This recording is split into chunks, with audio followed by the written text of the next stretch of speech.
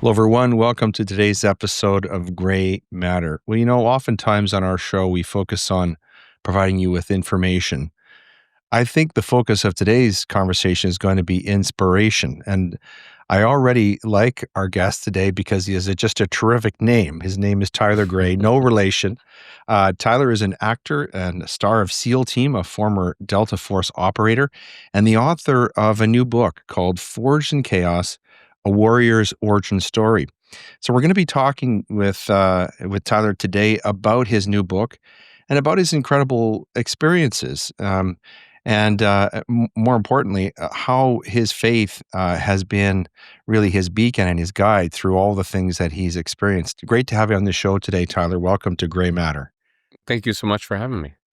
All right, so before we talk about in more detail and introduce you to our audience, some of whom might know you already, we've got some framing aphorisms, if you will, for the conversation. The first is from one of my favorite authors, Rudyard Kipling. He said, God and the warrior all men adore, in times of danger and not before. When the danger is past and all things are righted, God is forgotten and the warrior slighted. Next, from an ancient Grecian philosopher named Thucydides, who said, the society that separates its scholars from its warriors will have its thinking done by cowards and its fighting done by fools. I like this one from C.S. Lewis, which reads, hardships often prepare ordinary people for an extraordinary destiny. And then finally, here's one from William Wordsworth, character of the Happy Warrior, which reads, abides by this resolve and stops not there, but makes his moral being his prime care. Well, who do we have in the show today? Well, we have Tyler Gray. As I said, he's author of Forged in Chaos, A Warrior's Origin Story. He's a leading advocate for veterans' mental health, specializing in PTSD and traumatic brain injury, or TBI. He developed the LTSD theory, which explains chaos addiction and the neurological rewiring that occurs over time, helping veterans better understand their struggles. A former Tier 1 operator, Tyler's military career ended abruptly when he was seriously wounded during a nighttime raid in Sadr City, Iraq, to a grueling 4-year recovery. So, Tyler, your book talks about forged in chaos, shattered in peace. What happens when the war doesn't end? It just moves inside your head. Maybe where I'd like to start is take me back to your military career. How that started and what your experiences were like. As a member of SEAL Team.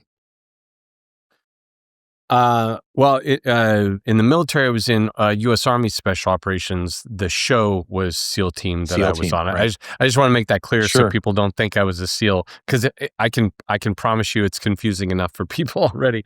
I'm sure you're an excellent swimmer. I'm not a member of a SEAL Team. I'm ironically a horrible swimmer. That's really the joke. It's not that I'm a bad swimmer, it's that I don't float. It's a huge misconception that all people float. It's absolutely not true. And I'm not saying I'll fall to the bottom of the ocean. I'm just saying my level of floating still has my head underwater, right? So it doesn't work out. But we may have to edit this out, Tyler. I think the producers of the show might not want this to be revealed to the audience.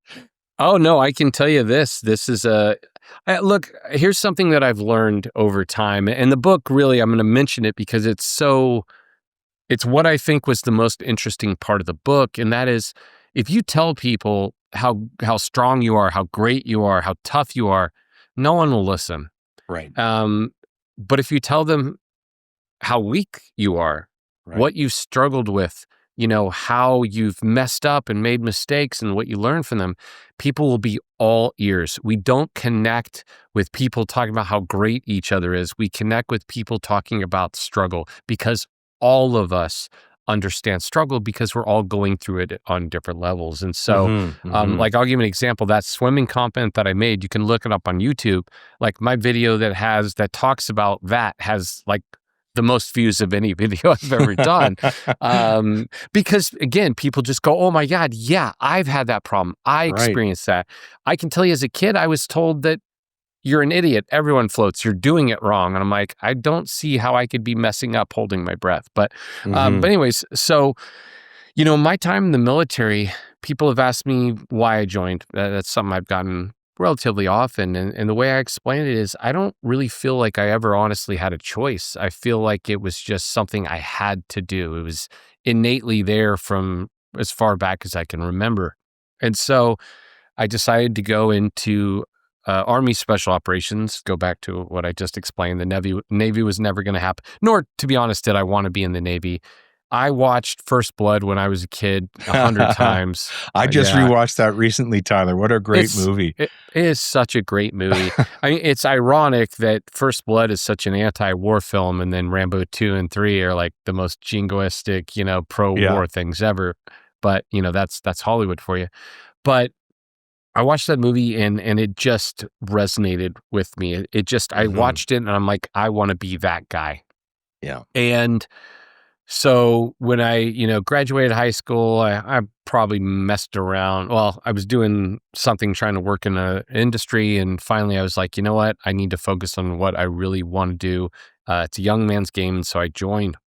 And I went in there and I said, I want to be a Green Beret. I want to, Oh, yeah. be Rambo. John Wayne. Yeah. Yeah. And Rambo. Mhm. they were like, nope, can't do that. So I was like, well, what's the closest that you can guarantee me the opportunity to Why did they try? say you couldn't be a Green Beret, Tyler? Well, they didn't say that I couldn't be a Green Beret. What they said was they couldn't give me a contract because joining the military is a contract with the government. It is a Oh, right. legally Okay. binding document. And they Yeah. said, we can't guarantee you that pathway I because at see. the time there was no direct pathway to SFAS, which is the selection course. Okay. That actually did happen, but it happened after 9/11, Mhm. sometime in 2001. So it wasn't an option when I joined. And so I they said, hey, we can guarantee you a contract to try out for Ranger Battalion to be an Army Ranger. I was like, cool, done, sold. And I signed. And honestly, the first, I don't know, however long training process, basic training, all that stuff, airborne, blah, blah, blah. I had a great time. I enjoyed it. I was where I wanted to be. And the reason Mhm. I bring that up is because I don't think people realize when people look at different courses and they go, is that more difficult than that? Who's better, these people or these people? At the end of the day, what it comes down to is it is all dependent, in my opinion, on your level of motivation. Right. You Mhm. can do whatever you have a motivation enough to do. Is there a Right. skill level that's Yeah. required? Absolutely. But the motivation is absolutely critical. And so Mhm. Mhm. I was very, very happy to be where I was. I got to Ranger Battalion. I was, I don't know, in for, almost 4 years. I was nearing my time out on my original contract when September 11th happened. Uh-huh. By that time, I was a sniper, had been a sniper for, I don't know, 3 years or something like that. September 11th happened and we deployed in the spring to Afghanistan along the Pakistani border and built Mhm. all the outstations. And so I deployed. Actually, I was a sniper team leader at that point. I'd been a sniper a while. By that time, I was a team leader. So I led a a 3-man plus 1-man attachment sniper team in Afghanistan on that first trip. And again, I know this may sound weird to people, but it was a dream come true. I was Right. happy. Obviously, September 11th, horrible, but I was happy to be doing something about it. I was happy to be Right. deployed, and that was very fulfilling. Yeah. I Yeah. worked while I was there. I worked with a tier one counterterrorism unit, and the experience of working with them I was like, okay, that's what I want to do next. I got back, I put in a packet, went to that selection course and made it, went to a training course, which took, a long time, like almost a year process overall. Right. And then became an assaulter with the counterterrorism unit again Yeah. in the US Army. And, then Iraq by that time had obviously kicked off and, did multiple deployments to Iraq with that unit. And it was, again, it was just a great, I was having a good time. I was living the dream of what I wanted to do Right. until, one night in Sadr City, Iraq, I got blown up Yeah. during a raid. And that, That was the you know, life-changing moment for it you. was a Yeah. life change. And I mean, I can't think of a bigger life change happening, the ramifications that one Mhm. event led to. But it eventually led to me getting medically retired out of the military, almost Yeah. 4-year recovery process, which was very, very brutal. I detail it obviously in the book. Yeah. Yeah. And that being said, I say this to a lot of people, and I don't I think if somebody disagrees with what I'm about to say, it either hasn't been enough time or they're not looking at it in the way that they could, I guess. And that Right. is everything that's happened to me. This was obviously, the worst thing that had ever happened to me at the time. But now I look back and it was the best thing that ever happened to me. And Right.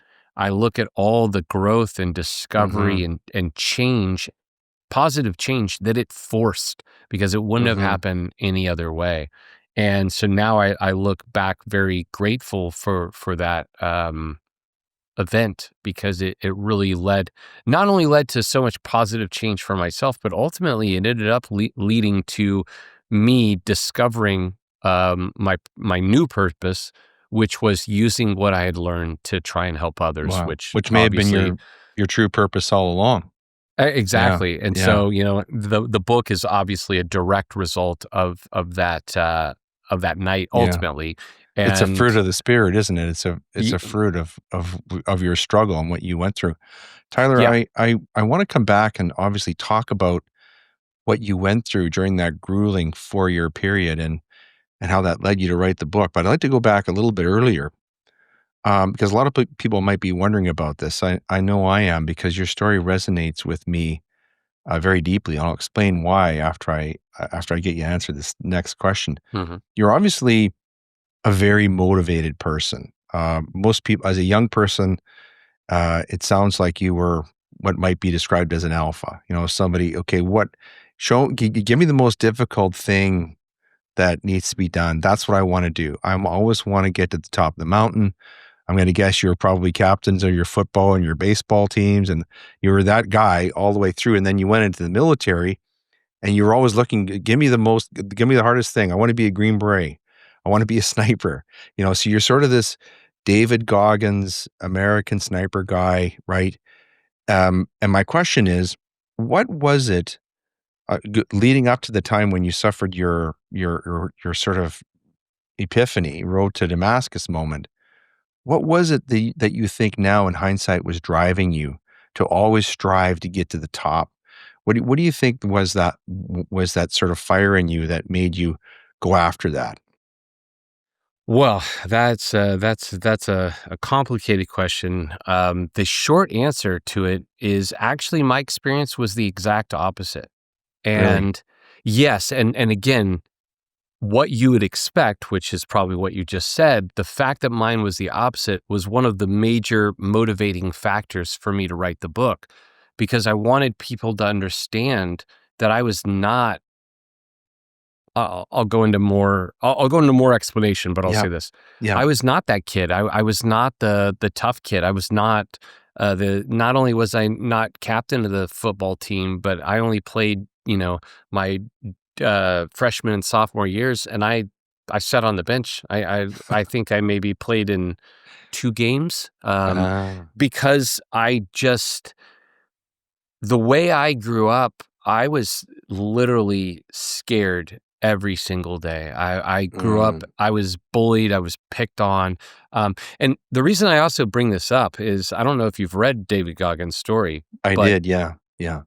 if you will remember, Goggins' story childhood is similar to mine. Yes. Mhm. Goggin Mhm. wasn't the tough or Goggins, sorry, wasn't the tough kid. He wasn't the captain. He was a slightly overweight kid that was picked on and, I'd say psychologically abused by his father for lack of a better term. Mhm. Mhm. But he wasn't the cool kid and that was me. I was a nerd. I was not just a nerd, but I was the Star Wars nerd back when being a Star Wars nerd was not cool. Right. In the '80s, it was not cool. It is now, maybe, but not then. And so, here's my theory on all this that I talk about in the book. I had two aspects of me in childhood that were very much contradicting. Mhm. On one hand, I was exactly what you said. My mentality is, if you tell me I can't do something, that's what I'm going to do. Right. So internally, everything, when people picked on me, no matter, excuse me, what people said, internally, I was like, I'm going to You had a prove cold fire. I'm going to prove Yeah. everyone wrong. That was Yeah. my internal Yeah. dialogue. Yeah. Externally, I wouldn't fight back if I was picked on. I thought, the way my mom raised me, my dad wasn't around. The way my mom raised me was to be nice. To be nice. If you're Yeah. nice, everything will work out. Right. I can tell you what'll happen if you're nice. Boys will pick on you. Girls will be friends with you, but they won't date you. That's just the sad reality of the way our Nice society guys is. finish last. Yeah. Nice guys finish last. There's a reason that's a saying, right? Yeah. And so I constantly, quite frankly, why did people pick on me? Because I allowed it. And I allowed it for years. And what changed was somewhere, and it's, again, obviously this is in the book, but sometime in early high school, I switched schools from junior high to high school. And so when I showed up in high school, I essentially made this alpha, I hate that term, but this alpha character, this outgoing, Right. tough, quite frankly, it was a character. And what's weird though is I was internally tough in a lot of ways. I was very resilient. I was physically tough. I could take a lot of pain and all that. But at the same time, I was emotionally very weak. A girl, denying me would fundamentally just crush me, Right. disproportionately. And so for years, I basically in high school, probably around 16-ish, I said I was so sick of getting hurt by being emotionally vulnerable that I just shut off all emotion. And I mean shut it all off. I truly stopped feeling on a daily basis. Yeah. Nothing meant anything to me anymore, which the good stuff didn't really mean anything, and that was Right. bad. But the bad stuff didn't hurt anymore, so that was good. And that character is who joined the military. That character, not feeling in the military is like a superpower, right? Because it's a job, You especially, become totally programmable, right? Yeah. well, You just what use I'm, this kind of psychopathic part of your mind, right? And that yeah, controls I have you.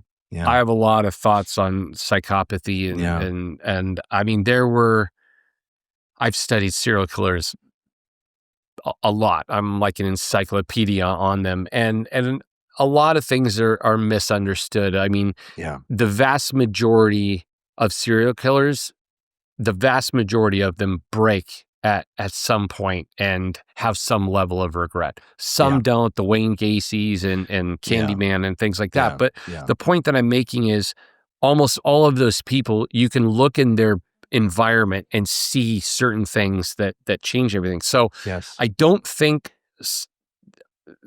I think someone like Wayne Gacy, who's truly psychotic, I think that is partly a brain programming. Far as just not being emotional and not feeling, I think that's largely environmentally based, because I felt, not homicidal, or No. never had any of those feelings. But I definitely, when I watch them, I understand their lack of feeling in certain ways. I could never hurt an innocent person ever, even overseas. I can honestly say I have no moral injury because I didn't do anything overseas that I regret. And I saw things that I regret that I had no control over, but I didn't do anything that I personally regretted.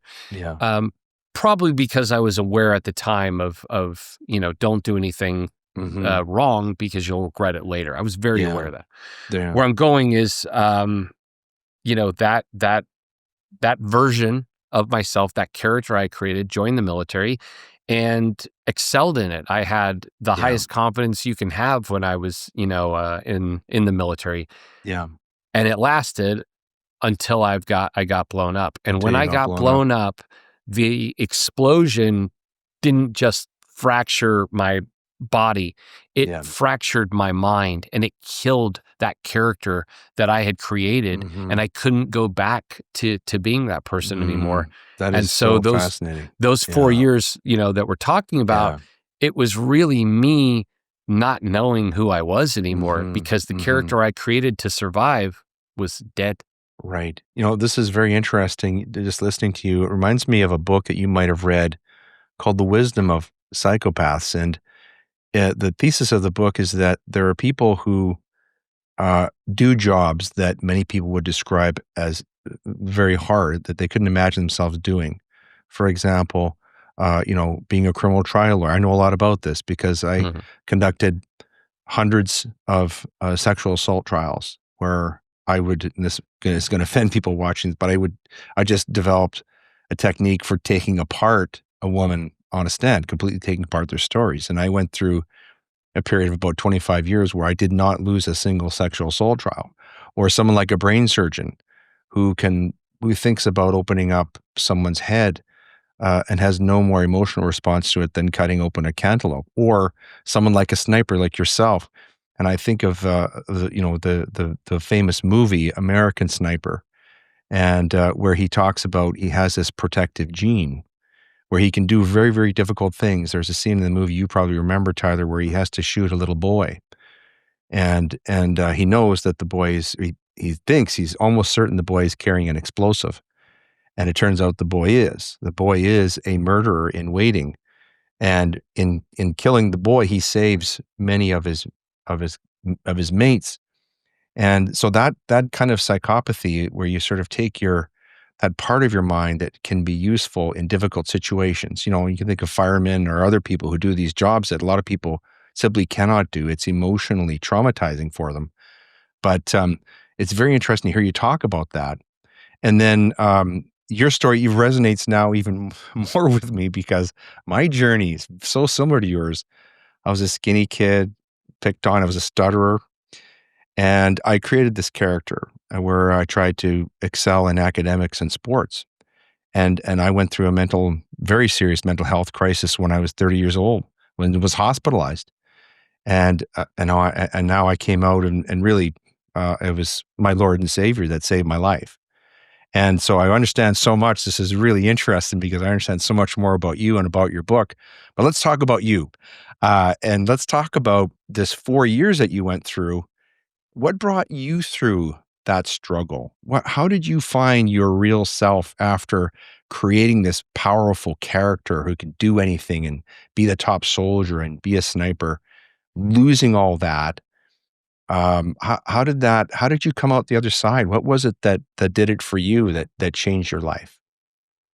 Well, it was a series of things. My journey with faith is unfortunately in the book. I didn't.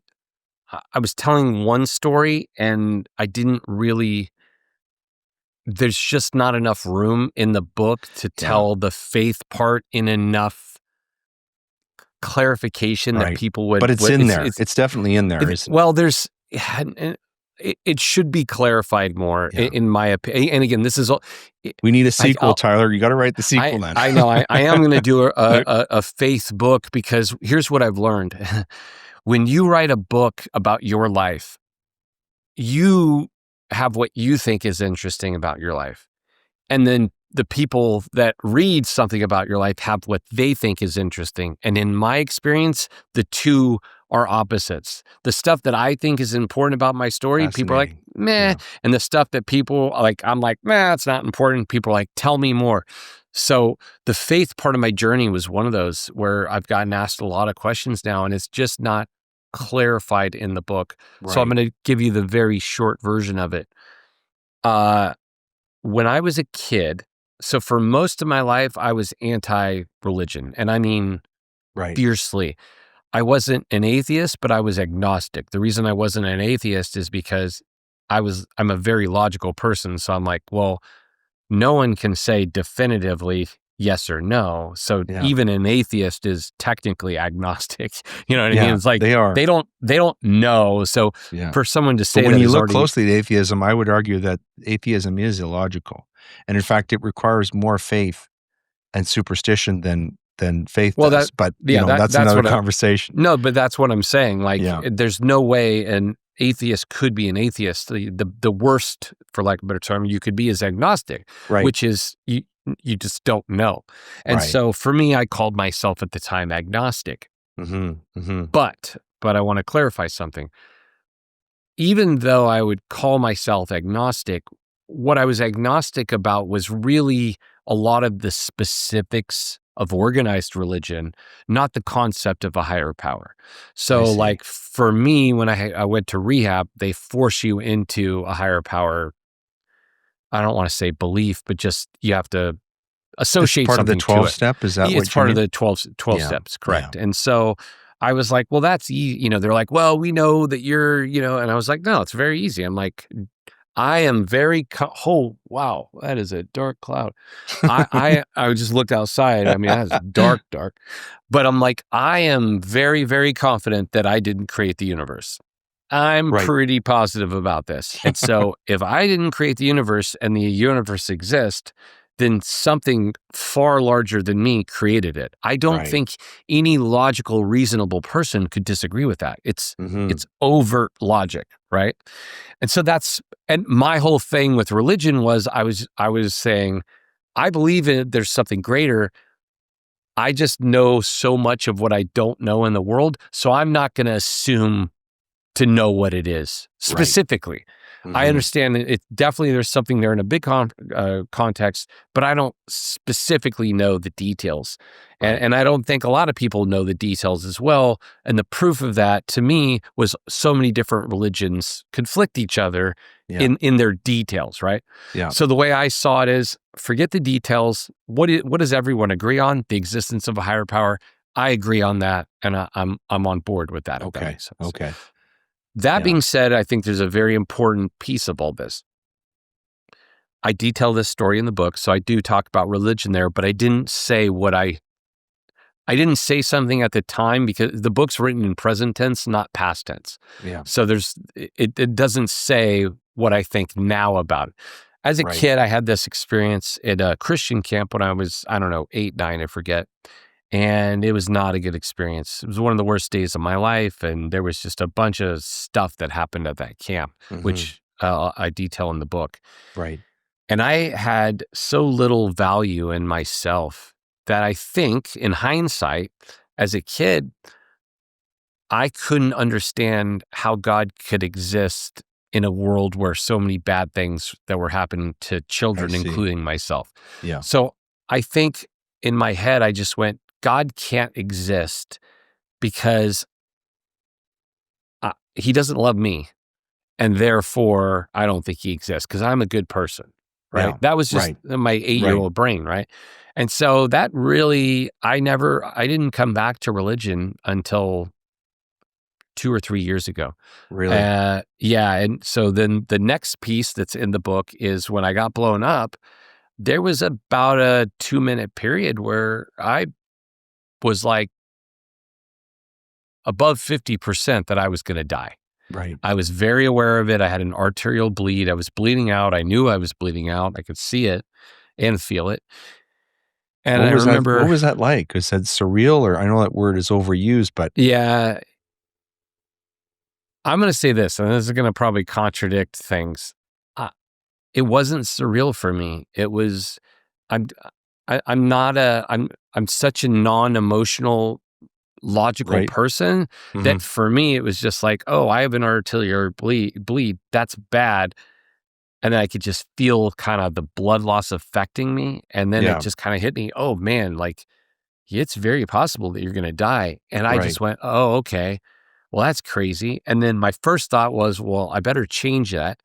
But my second thought, the important thought was, I went, oh my gosh, at that point, 20, I don't know, 7 years, 6 years, I forget, I had been kind of anti religion, anti faith, anti spiritual experiences Right. overtly or to the outside. But I can tell you Right. definitively, no doubt about it, on the inside, I was hoping to have a spiritual experience. I was Mhm. hoping for a spiritual awakening. And so in that moment, I went, oh my God, I'm about to die. This is when Yeah. it happens. So I remember sitting down, or I might have already been sitting down. I can't remember. And I remember thinking, okay, this is when you're going to like realize, God, and you're going to turn to God, all Mhm. these different things. And I waited, I don't know, 5 to 10 seconds. The timing is off of Right. what your Mhm. perception versus Yeah. reality. Yeah. And I just remember like kind of being blank and ready to the experience for, 5 to 10 seconds. And then I just remember going, nope, nothing. I don't Mhm. feel anything. And then I just remember on one hand being disappointed. And then on the other hand, I know it's going to sound crazy, but on the other hand, I remember feeling proud that in the face of death, and again, I wasn't tough, I wasn't brave. Right.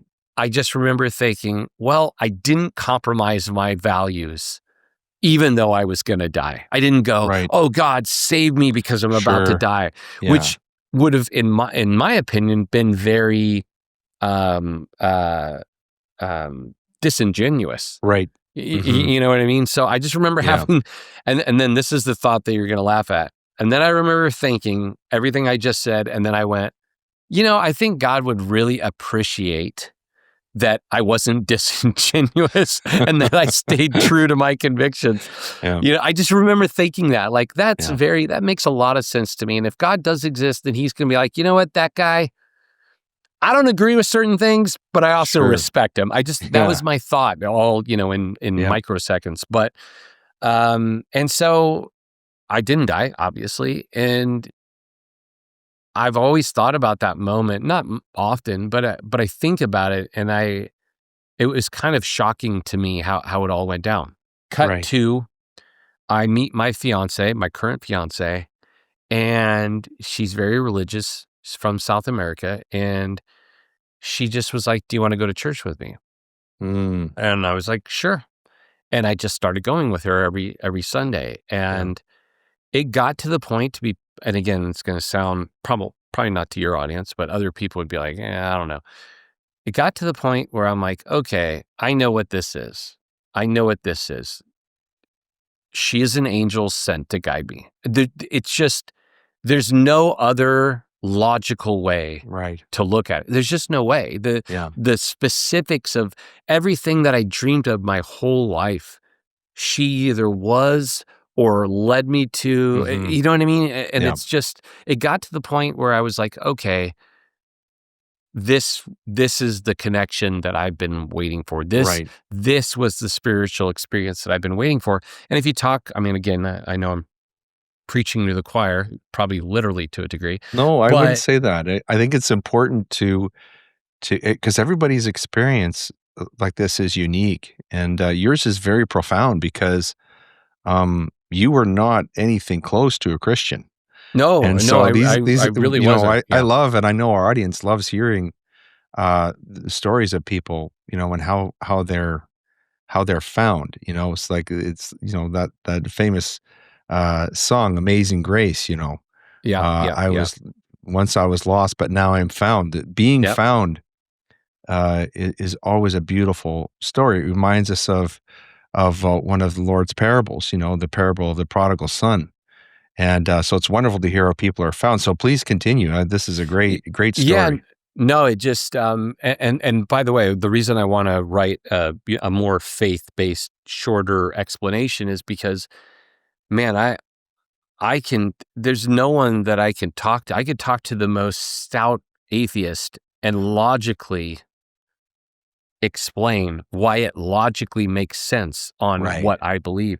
I Yeah. can explain it based on my previous, mentality as a person who is completely the opposite of not just religion, but quite frankly, spirituality in general. Yeah. And the truth now that I've seen, and again, it's not that I've heard, it's not everything prior to was somebody telling me. Right. And again, I'm an experiential person. I've Yes. got to, it's got to happen to me. I have to feel it. I have to see it. Hmm. Um, and I think in my opinion, the misconception with faith that I had was that faith is based on nothing. Right. That's not true, No, it actually. is not. It isn't Hmm. true, but I think you have to almost experience the basis of faith to understand what it really means. And everyone's like, oh, faith is belief when there's no evidence. And that's not Right. true No. and that's why I never had faith because I'm like, well, there's no evidence. I will have faith when I have some level of evidence. I don't have proof, but proof and evidence are two different things. You know this literally better Right. than anyone. Sure. Like, to me, I have to have faith because to me, experientially, there's proof beyond a reasonable doubt. I don't need Mhm. or there's proof. There's enough circumstantial evidence to Mhm. point to this. I don't have Yeah. DNA that says, hey, that's God, the Yeah. way most people would look at evidence. But at this point, I've got enough firsthand circumstantial evidence that for me, there's no doubt in my mind. Right. And it's Yeah. all the things that I've seen in my life and experienced in my life that now there's no one could really come up with anything that could Mhm. possibly contradict what I have seen Right. firsthand. And so Yeah. I hope now that I'm going to do a faith book to really hopefully get Well, people I to hope you do the book because understand. Yeah, I'm I for sure think going to do it. I think your explanation is really is highly accurate at this concept of evidence. In fact, the whole basis of Christ's life is to provide proof. There's a reason why he was born. There's a reason why Hmm. he performed miracles.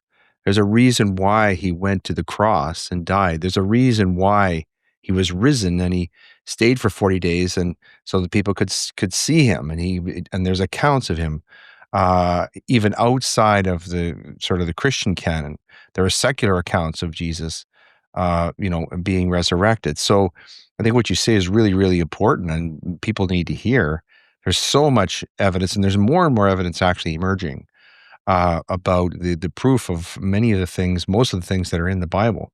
So really, really great to hear that explanation. I hope you do put that in another book. But right now, folks, we're talking with Tyler Gray about his current book, which is called Forged in Chaos: A Warrior's Origin Story. And it's a story after years of grueling training to become one of the world's most elite warriors. Tyler's life changed forever during a covert mission in Baghdad. An explosive blast ripped through the darkness, nearly severing his right arm and dismantling everything that had once defined him. And he's talked about that here a little bit. While the physical wounds eventually healed, the internal wreckage proved harder to confront, and he emerged from the wars with a fractured identity and no map for who he was without the uniform. And stripped of all of that, of his identity and his mission, his purpose, he was, he was put into chaos. Further choosing chaos was a relationship with a woman named Brandy, who's described, that was either a love worth fighting for or his ultimate kryptonite. I have to read some of the impressions of this book, if you don't mind, Tyler. Sure. Yeah. Don't blush. But Justin Melnick, SEAL Team actor, says, "I've known Tyler for the better part of my adult life, but after reading this book, I realized that I never truly knew him until now. His ability to identify and address issues with life experiences are unlike those of anyone I have encountered. His ability to coach and set people up for success has been invaluable to me and my life. I'm excited for you to read his book and improve yours as well."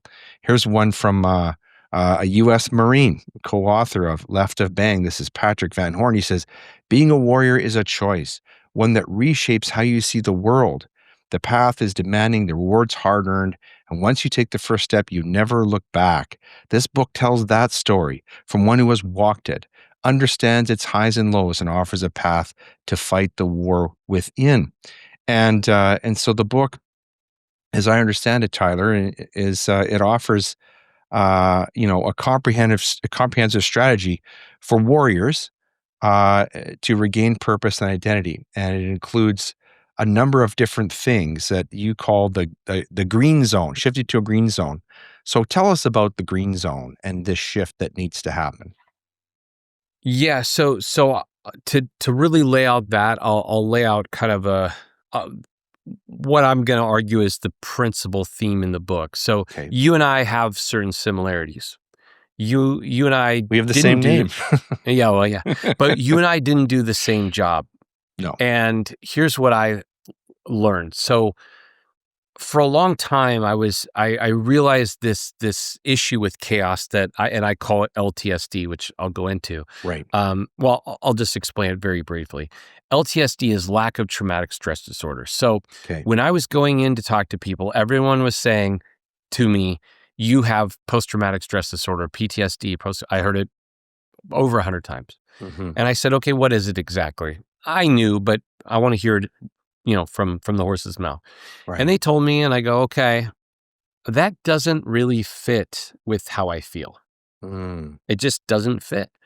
And I am the type of person, when something doesn't fit perfectly, I'll question it. I Right. was that kid that somebody would say, what's that? That. Why? Blank. Why? I was that kid, and I still do it today. And Mhm. so every time I kept going, why, it just more continued to not fit. And finally I got to the point, and I can be I've been told by probably over 100 people that I should have been a lawyer, by the way, because You I would have can been an be excellent lawyer. I can be very aggressive in arguments. I just get passionate, and I just go on automatic mode. And finally got to the point with the person I was talking to. I said, "Have you ever had, or do you have PTSD?" And it was a mental health professional, and they said no. And my response was, "Well, then why the hell am I listening to you about anything related to this?" To be blunt. You know what I mean? I'm just like, Yeah. you're telling me what it is or should be. I'm telling you that it doesn't feel that way, to the point where I'm starting to realize that you don't actually have any experience in what you're talking about. And now that's been proven. So who are you to tell me you have what you think it is? You're telling me that I am that. And there's a serious disagreement there. So Sure. I walked out of that appointment, never went back to really Mhm. professional You're mental not a health person for who is willing to be put into a box, I will right? not. Yeah. Yeah. I'm not that guy. That I Yeah. like. I hate boxes, and so I was like, all right, I'm leaving here, and I'm gonna figure out what I'm gonna figure out a theory that fits the way I feel. Right. I'm not gonna try and fit the way I feel into their theory. Mhm. And if you look at Einstein, not comparing myself or anything to Einstein, but conceptually, the theory of relativity came from the previous theory, I forget what it's called, had some issues. Right. And the scientists at the time were like, it's fine. Yeah, it's got some issues, but we'll figure that out later. And Yeah. Einstein was like, no, no, no. It has issues because it's wrong. And he thought about it Mhm. every day. Yeah. And he worked through different ideas until he finally came up with one. Well, what if the speed of light was constant? And then he Yeah. matched that against all the other, genius math measurements. And he was like, this is it. And if you Yeah. look at Einstein's theory of relativity paper, he doesn't defend it.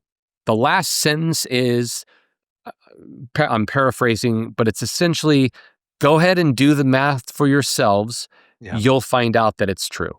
He doesn't Yes. go, hey, I think it's right. He just basically goes, it's right, guys, and do the math yourself. I don't even care what your Well, opinion is he about it. didn't regard himself as a great mathematician. In fact, he asked better mathematicians than he was to prove his theory. He was so convinced it was right. He said what you said, that mathematics would prove his theory correct, but actually he arrived at his theories by using mostly imagination. He It's created what he called mind imaginative problems. And Einstein, and a lot of people don't understand this, he regarded imagination as really the highest level of intelligence. he Einstein was not a professional in that field, that he was No, that it was that it changed forever. I also have a theory that the theories that change fields can't come within the field, because the interesting. experts know. Well, think of it this way: the experts know exactly where everything is, and it has been. But Right. they know it so well, in my opinion, that it kills their Yeah. imagination to conceive of Yeah. what it could be. Lawyers have this problem.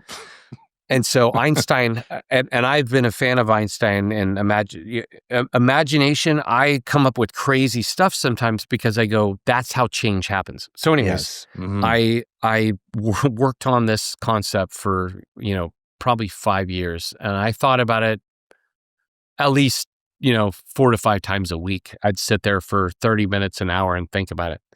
And then one day, which I detail in the book, something happened that was such odd behavior that I went, okay, that's weird. That doesn't make sense what I did. So I need to figure out something that makes it make sense. Right. A And proof. Mhm. exactly, like, what's a theory that makes what I did make logical sense? And I Right. came up with it, and it just so happened, I think subconsciously I knew the two problems were tied, and it just took me sitting there for 3 hours or so trying to to commingle the two that I solved it. But what I came up with was this. PTSD, what's the first word of PTSD? Post. Yeah. Post-traumatic stress disorder, unintentionally, people don't even realize this, but it assumes a pre-traumatic stress baseline. Interesting. So you went back to first principles. Yeah. It assumes a pre-traumatic stress baseline. The only possible way that you could have post-traumatic stress disorder is if you had, which is negative, red zone, is if you had a pre-traumatic stress green zone. Right. Okay. Right? It's the only way it could happen. And so what I realized then at the time was, oh my gosh, I can't have PTSD because my brain was reverse wired. Basically, what happened was me jumping into a chaotic situation and being excited about it when I shouldn't be. It was illogical. Right. And what I realized is I don't have post-traumatic stress disorder. I have lack of traumatic stress disorder. When the environment is chaotic, my mind is calm. And conversely, when the environment is calm, my mind is chaotic. And the way that I calm myself is by creating chaos back into the environment, which brings me back to my homeostasis, my normal, which is chaos in the environment, calm in my mind. So this is your yin and yang was sort of in reverse. It's a flipped yin and yang. Right. It's a yang when it should be a that must yin, have been right? a difficult place to live. To function. It is, but this is the part that's going to blow your mind because it blew my mind, even having come up with it. So for years, probably 2008, 11-ish years or 12, I thought that reverse, that flip of yin and yang, that rewiring came from the military or combat, military training. I wasn't sure if it came. I thought it started in training and got really aggressive in combat. Here's why I thought that is, if you look at it, the training process, war is chaos. Okay. A first world American society is calm. So the only way, if you're good in this environment, you should suck. They're 180-degree opposites. So if you're good in calm, you're going to suck in chaos. Conversely, if you're good in chaos, you're going to suck in calm. And so I thought that the training process started to take us on that journey to get us where we could be calm in chaos. And then combat happens, it cements that in.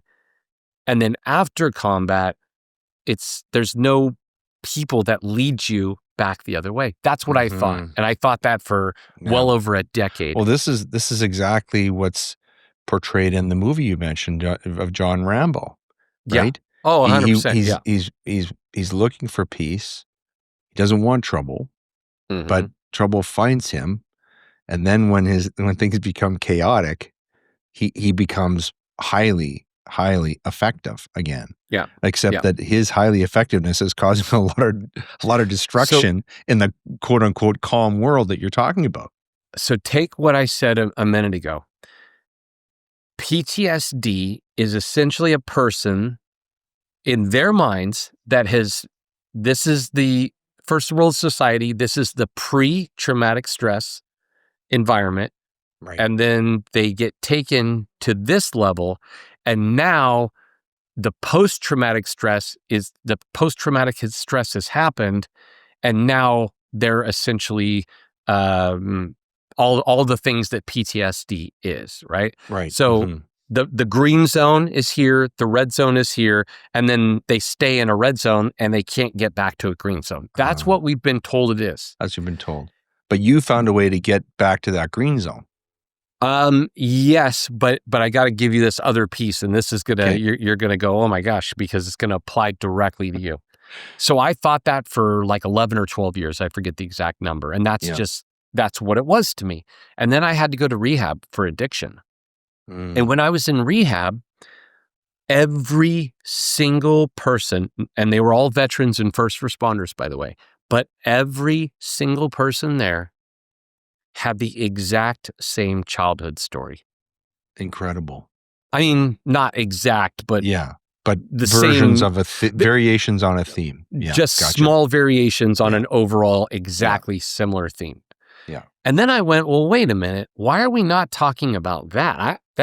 There's no way that's a coincidence that we all are in addiction treatment and we all have the same environment. And the mental health professionals said, yes, absolutely. You guys all have similar genetic predispositions. Oh, of course. And I'm like, yeah, no, you don't. You guys don't know what you're talking about. And like, that's a whole other conversation. But I was like, nope, that's wrong. You're dismissing it.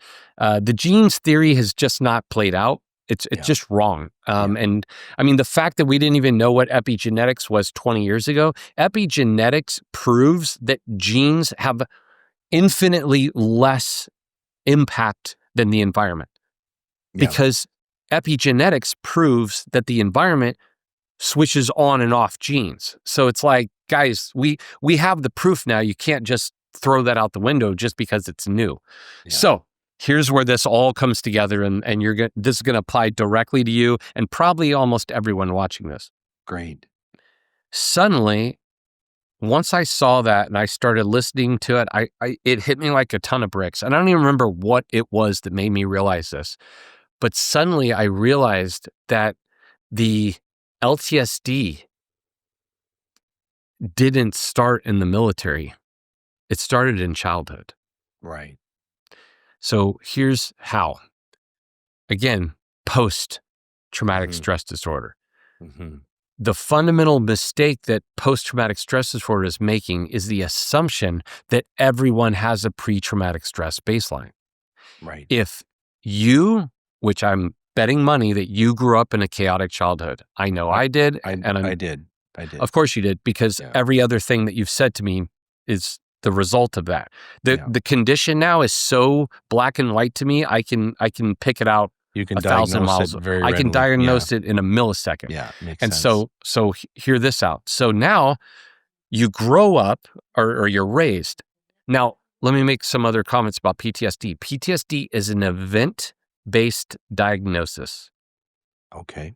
Mm-hmm. Event-based, meaning it's one event. It can only be diagnosed 30 days after the traumatic event. So you have a pre-traumatic stress baseline, traumatic event, 30 days later, if you're still having issues, then you can go, that's PTSD. The problem is, for me, I bet for you and a lot of people, we grew up in an environment, not event, in an environment that is traumatically stressful every single day. Yeah. I, every single day, was worried about my dad was a massive alcoholic. I was worried about what he was going to do. My brother was a massive problem. It was a war every single day in the house. In the house was a war every single day. So your baseline is trauma. That's your baseline. My baseline is trauma. So, and then outside the house was bullies, criminals. Like, it was, growing up where I grew up, it was a dangerous neighborhood. Yeah, and me too.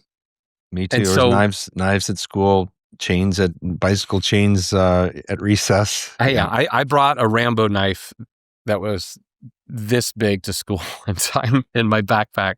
I wasn't going to hurt anyone. I just wanted to be Rambo. Don't bother me. I got a knife. Yeah, so I got a Rambo knife. It was like the cheap Chinese knockoff. It was crap. But now I own a real one, by the way. It's one of my favorite possessions. Yeah, it wasn't cheap, but it was worth it. But so now we grow up, and chaotic or traumatic stress is every single day. Every single day is a traumatically stressful environment. So when you're kids, your brain is so malleable. The neuroplasticity, it'll adjust to do what? To allow you to survive. So here's what I thought happened years ago, and now science backs up this. But it's very new science. Our brain, when you are raised daily in a traumatically stressful environment, your brain will neurologically rewire itself.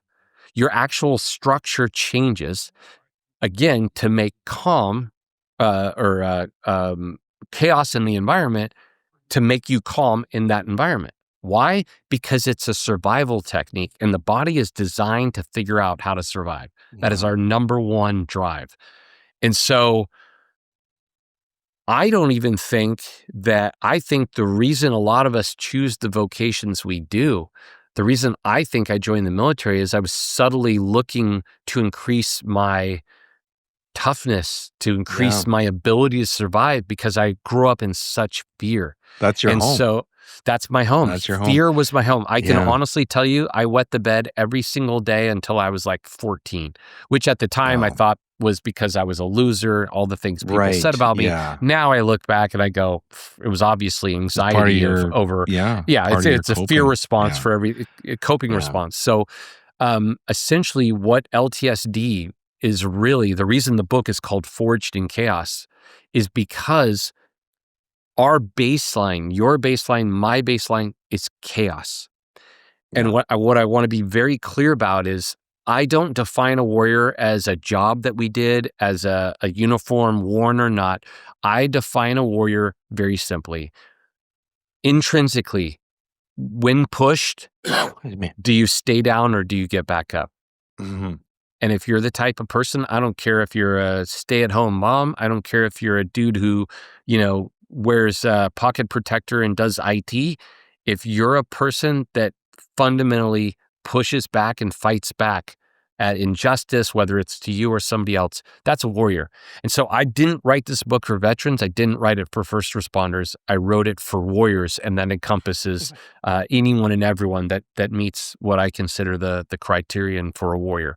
It's really, the book is really about my story on learning all these different aspects of my childhood and piecing it all together, Mm-hmm. and hopefully coming to an understanding of everything that I was doing that I thought was a moral failing, that I have so much shame over, was a character default. Once I understood the cause and effect, I realized I'm not saying it wasn't my fault. It's absolutely my responsibility, and I take ownership for anything negative I did because of it. But now I understand where it came from. It's my responsibility to change it. It's my responsibility to Mm-hmm. make amends.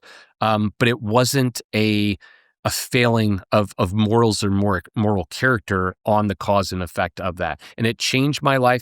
By the way, the critical point that I want to mention lastly is the ability for me to accept God in my life came from my understanding that I wasn't fundamentally a morally bad person. Yeah. I had made bad decisions, but that didn't mean I was bad. And once I accepted that, I allowed God's love to come in my life. It has Mm-hmm. changed everything about my Yeah. life His from that strength is moment in your forward. weakness. Yeah. Yeah. But Yeah. you have to, the one thing that I've realized about people that are very religious that maybe didn't grow up with chaotic childhoods is, to them, they go, well, all worth comes from God's love. So just accept God's love and everything's fine.